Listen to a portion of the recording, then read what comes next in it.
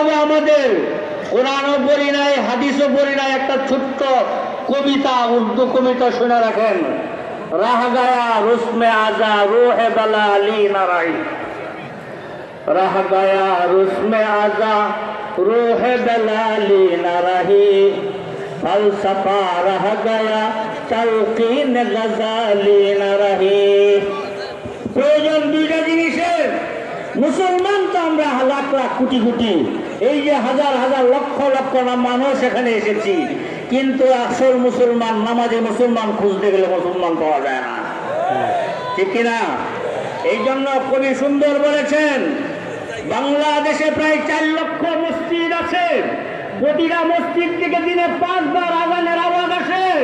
মসজিদ থেকে বারবার বলা হয় মুয়াজ্জিনের কণ্ঠে, আল্লাহু আকবার, আল্লাহু আকবার, আল্লাহ সবচেয়ে বড়, আল্লাহ সবচেয়ে বড়। কিন্তু সেই বেলালের আযানের রূহ খুঁজে পাওয়া যায় না। বেলালের আযানের আওয়াজ আসে আযিমে পৌঁছত, কিন্তু এখনকার বর্তমানের আযান মুসল্লির কান পর্যন্ত পৌঁছে না। এই জন্য আমাদের রুহানিয়তের অভাব পড়েছে। আর সুফি ফালসাফা তো আছে, সুফিবাদ আছে, গাজালির তালকিন আমাদের মধ্যে নাই।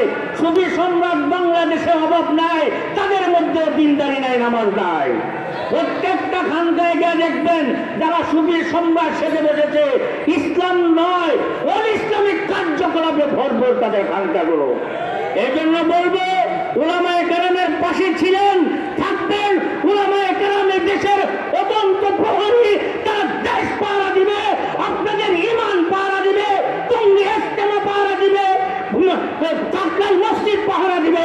সর্বক্ষেত্রে উলামায়ে কেরাম আপনাদেরকে পাহারা দিয়ে রাখবে। শুধু আপনারা উলামায়ে কেরামের সঙ্গে থাকবেন, পারবেন, সঙ্গে থাকতে পারবেন। আল্লাহ পাক আমাদেরকে তৌফিক দান করুন। আসসালামু আলাইকুম ওয়া রাহমাতুল্লাহি ওয়া বারাকাতুহু।